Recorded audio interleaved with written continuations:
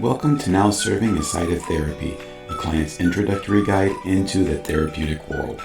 Be sure to follow, subscribe, and comment on YouTube, Spotify, and Apple Podcasts. To schedule a therapy appointment, call us at 650-223-5605. For more information on this and other related topics, check out our blog at izzotherapy.com, where you can also contact us through our website. I'm your host, Dalton Huckaby, a licensed marriage and family therapist, and I'm grateful you joined me. Absolutely. I encourage my clients. I actually ask this. There's this one question I like asking my clients, which is, when you were young, what was the first thing that you can remember that truly inspired you? Was it a song? Was it a person? Was it a book? Go. And I just done. And then, it's good because it requires the client or anyone to go backwards and really truly think about what that meant. And then the follow-up question that for me is always, okay, well, did that get you where you are here? Is there a connective thread? There may not be. But for me, it was when I heard Boston's More Than a Feeling, and I was like 8 or 5. And I was like, I don't know what that is, but I want to do that. And then my entire life has been dedicated to it after that. Yeah. And, when you talk, that was Bryan Adams. No, Boston, you said, right? Yeah. Yeah. So still those kind of like Boston, Bryan Adams kind of songs, right? Back in the 80s, like there's some emotion to them, right? And I don't know about you, but I did not grow up in a household where it's like, oh, let's sit down and talk about your feelings, right? If anything, it was, shut up, you know what I mean? Right. And so all the more reason why I gravitated towards music as a way of being able to explore, emotionally explore, if you will, and try to understand what's coming up for me. And like you said, other people are kind of singing about it. It's like, okay, cool. And then I can resonate with that. And then what I think kind of the next step after that is, what is the meaning that I make of that? Right. Kind of like I alluded to earlier with the Iron Maiden song around No More Lies, right? It's like, yes, I heard the meaning is bringing up this emotions, but then the meaning that I made to that was breaking free of the chains, right? That like maybe we can, constrain around ourselves. So it's the meaning making around resonating with the lyrics that I find equally important.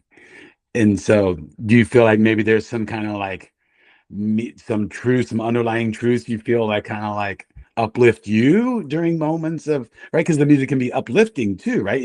Even though the other people, it might sound angry, right? For us, those underlying the meaning that we get out of it is very uplifting. Sorry, what's the question? I'm not quite following. And so my question to you then is kind of like, what are some like beliefs you feel like for me, it was like, the venom and hate, right? That people could spew out, right? That kind of like that goes, targets people, right? That, maybe I care about, or it goes against my values, for example, right? Like this action that's happening in the world goes against my values and everything that I believe in. And then yet here now we have artists singing about this, kind of speaking out against it, if you will. Right. So like some meaning making stuff like around that, I was just kind of curious, like, are there any kind of like highlights of meaning that you make out of like listening to heavy metal music? Man, it's a great question. I would probably say chaos can be beautiful. Probably a good takeaway for me on that. Because there's an art to it, being in a metal band, it's not like you can just get up and just turn your distortion pedal on and scream. Like, there's got to be something behind that. Because that's how you last. That's how you become deicide and tour for 90 years plus. Or any of those. Exactly. We were talking about that. Like, dude, still doing this after all these years. We totally. Which, by the way, only goes. If you want proof that metal can actually long life, that guy's seriously. 30 years, 35 years, right? Yeah. Yeah, absolutely. Yeah. So like you said, there's beauty in the chaos, right? And so, for example, you can take that idea and when we are in distress or faces, the saying, when it rains, it pours, right? So we all experience that time to time when, man, it's like one thing after another. I can't seem to catch a break, right?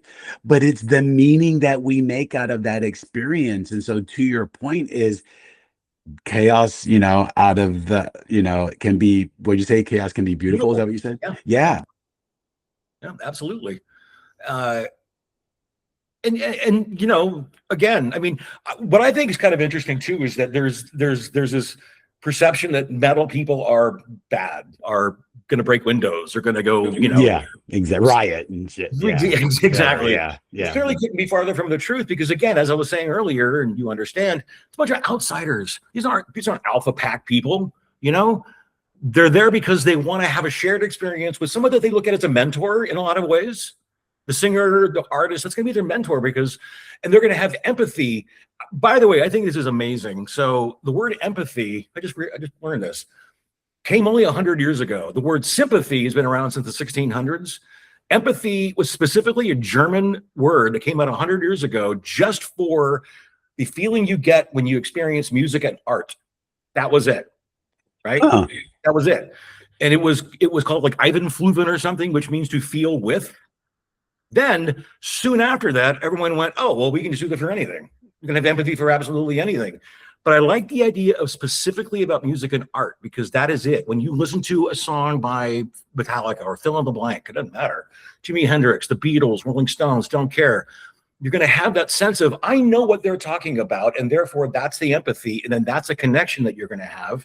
And if you can maintain that, another thing I'll say too is that the bands that stick around for a long time, they build trust. That's it, right? The band's never going to lie to them. They're not going to cheap them out on tickets. They're not going to do this on merch. They're not going to sing songs that aren't true, right? And then when you've emboldened that trust, it's the same relationship, honestly, sometimes you have with a therapist in a way, right? And that's gold. And that therapeutic alliance, you know, is responsible for like what, between 5 and 10 times the clients change anyway. Same thing with metal, I think. Yeah, same thing with metal, I think. And other genres too, but you know, this is a specific one.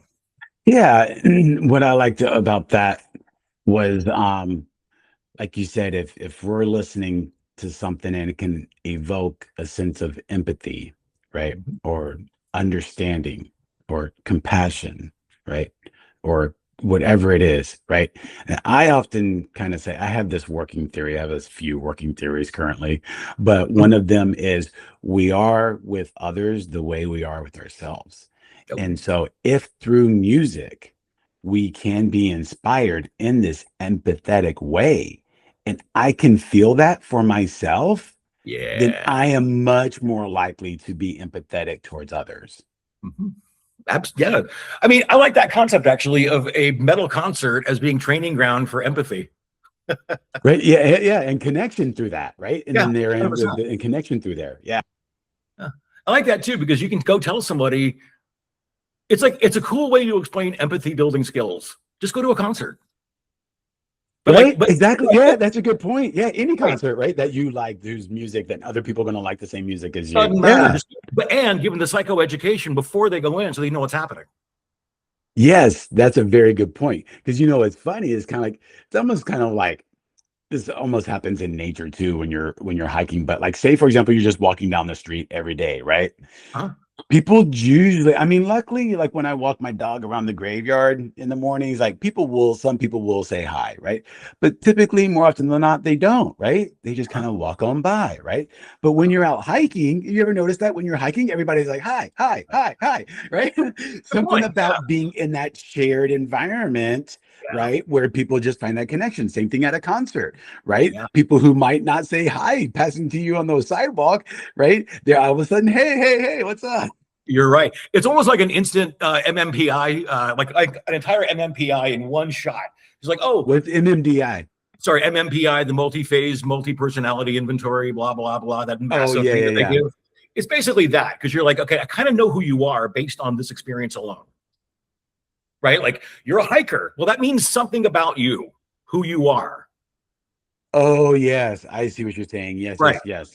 Yeah. So if we're around other people that like the same kind of music that we do, then we have an understanding that they might get some of the same points or meaning that we get out of it too. Right. And also, you know, those mirror neurons are going to start lighting up too as well, because it's going to say, oh, you like deicide? Me too. Yes, 100% that. Yep. Yep. So even kind of further just enhancing that sense of belonging and connection that we've been talking about. And validation too, right? Again, not only or the artists themselves kind of validating what I'm experiencing, but also other people around me when I do go to a show who listen to the similar things. Yeah. On the nose. Matter of fact, actually, come to think of it, I actually helped a guy with social anxiety disorder who's a huge metal fan like a year ago. And then we worked on him going to a metal concert in and out, like just depending on how long he felt comfortable, and like an exposure therapy kind of a thing. But it was fantastic because we also worked on that idea that you have to understand when you walk into that room, you can lower the social anxiety, at least to understand we're all here for the same reason. And that seemed absolutely nice. Huh. And so they were receptive and they're like, yeah, sure, I'll give it a shot, huh? Guys going to concerts now, like we're done. It worked. Nice. Hey, just all he needed was the permission, right? And then that was it. Yeah, that was it. So so what else comes up for you when you think about kind of like metal music and impact on mental health? Like either from like a personal experience or from like a professional one. Sure. I mean, I've had a lot of stories I can pull out. I'm constantly amazed. I mean, look, I'll just actually say this is so. As I mentioned, I work with a lot of different genres at Warner Brothers. Right when I was there, it was like like I said, weird indie bands or fill in the blank, didn't matter. Out of all the bands that I worked with, the best communities, the ones that were the tightest, were the emo world. So that'd be like My Chemical Romance or like any of those bands and metal. So it's like emo and metal, which is, I mean, obviously they cross over in terms of genres, but they're also the same people, right? They're the outsiders. They're the nerds. They're the guy and women who love Final Fantasy, like any of that stuff, And so it's interesting that now that I'm really thinking about it, and I'm probably making way too big of an extrapolation here, but the more extreme the music, the more the community, I think, the tighter the community. Well, it makes sense, actually, come to think of it, because if it's going to be extreme, then naturally the extreme people are going to go together to be closer together and be kinder to each other. But I don't know. I'm just riffing off the top of my head. Yeah. I think of it as kind of like, it can be such a, when you talk about in therapy, right? Like finding your niche, if you will, right? Or in any kind of career, right? People might say that, find your niche. And, there's certainly, when we talk about subcultures of subcultures that even exist in the metal music industry, right? Because there's so many branches of different kinds of metal music, right? And so, like you said, the kind of like lesser, like if you get kind of more to like dark metal or, or death metal, right? Then like those crowds can even be smaller, right? And so even though the band may be around for like decades on end, right, you still have Deicide playing these very small clubs, and then Glenn's out there just signing records afterwards, right? Like even though he's been around for 30 years, like that's still pretty much a class act, if you ask me, right? In my books. I don't know too many bands that do that still. No. But this idea of just the subculture of the subculture of the subculture just makes those communities much more tightly knit. They really do. And those people talk to each other forever, right? It's not just about the band anymore at that point. Yeah, exactly. And like you said, I know we keep talking about it, but it just kind of hounds in on that idea of, if I feel like I don't belong, right? Or if I look different, or maybe even yeah, I wore like metal stuff when I was in high school, right? But it's like, it wasn't extreme by any means, right? But people who might feel like they want to express themselves visually in what others might seem as an extreme way, right? Whether it, whatever that might be. And so they might even feel kind of like you say, kind of cast out or ostracized or don't belong. And so once they do find others who other like-minded individuals with those shared interests, then I can't help but think of how that would kind of like lessen depression, or maybe even like suicidal ideation, right? Or social anxiety, like you were talking about with your client, right? Like that, just that sense of connection and belonging can bring so much relief. Especially when you're younger. I have you. Especially when you're younger. Yeah. Yes. I mean, we work with clients who are younger all the time, and we were kids, obviously. And, that that moment of that person is saying what I feel is huge, right? So like when I was younger, I was 14, I was what was it? Oh, Depeche Mode. I tend to go a little. Uh-huh. Yep. Yeah, I started off the new wave too Yeah, in my totally into it. There's junior a high Depeche school Mode years. song that just spoke to me, right? It really did. And it was about suicide. And then at that moment, it was, oh, right, this guy's feeling that too. I am not alone. Like it kind of went into that bucket. And then that was transformative. And obviously, music does that. Yep, 100%. Yeah. 100%. Hooray for music. Hooray for metal. Right? Hooray from yeah. That's just critically important. I was going to say another thing, actually, too, in terms of kids. A couple of times I've actually had some kids in my office who are like 8, 9, and to get the wiggles out, I'll play some metal. We'll listen to some metal together. Oh, nice. Yeah, Awesome. just get the wiggles out, because I mean they don't know what it is. They don't know what Master of Puppets is, but they just know how to do this. That's great. That's great. I don't know if you saw, it's like, I think the little kid was like 2 years old, and he's in the back seat. Well, he's in his car seat. And then he's just crying and crying and crying. And the dad's like, "What do you want? Do you want like this food or this drink?" He's like, "No, no, no." He's like, "What do you want?" He says, "Iron Maiden. Iron Maiden makes me happy," like a little 2-year-old. And then his dad starts playing Iron Maiden, and the little 2-year-old starts working out, right? Yeah. Absolutely, use that as a sample somewhere. That's a great line. That's fantastic. Yeah, and it's ingrained. Yep. It's taught. Yep. Absolutely, it's beautiful. Mm-hmm. Yeah, and like just kind of like you said, kind of that physical release. That's what I was imagining. I'm very much a visual person, so when you were describing them, just doing the wiggles, right? That's what made me think about just kind of physically, just kind of getting it out of your body. That's what it is. I want to ask you a question. What's the best metal show and or best show you ever seen?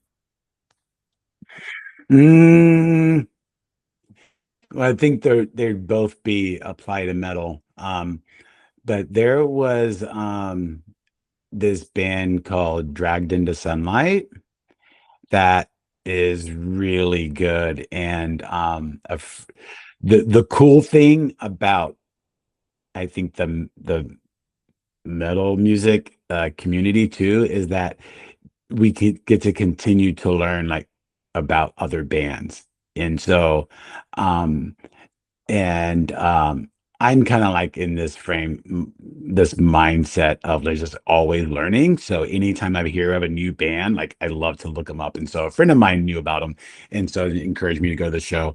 And there's just one. I mean, they keep their backs turned to the audience the whole time. That's cool. Yeah. And so but just the feeling that they were delivering right from the stage was, yeah, it was pretty epic.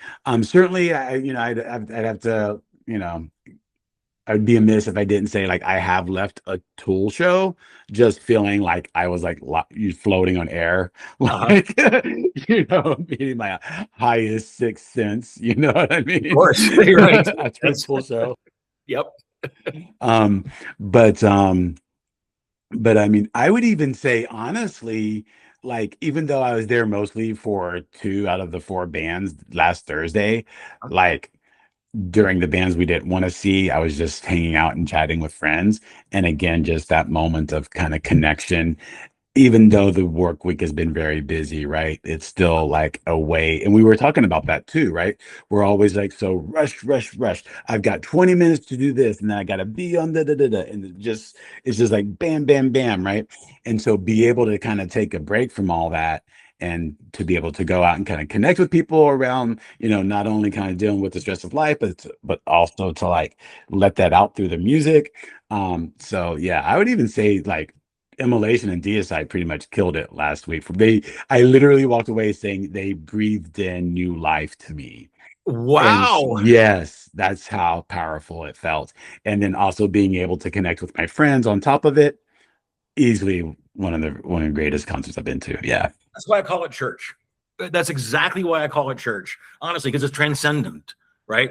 It's an absolutely transcendent experience. All your expectations go out the window of how people are. You're there in this beautifully chaotic environment, and that can breed just so much unbridled joy because all the chains are off, to use your earlier metaphor, right? You are 100% free when you're in those places, and that's when you can have that imbued empathy with not only the singer, but with everybody, because you're all in one team. Yes. And so, say, for example, when you talk about the empathy state, I know what it feels like to be in an empathetic state, right? Like you were talking to, or I know what it feels to be in a free state, right? And so when we are not in those states, it can help us define again. Another one of my working theories is that we can often be in our heads too much, right? Around maybe regrets around the past, depression, right? Or anticipated, distress around the future or whatever. It can be anxiety, right? And so we're not in the now. And so one of my working theories is that separation of mind and body, like that disconnect, right, is oftentimes what can like make kind of like some mental health symptoms like onset, right?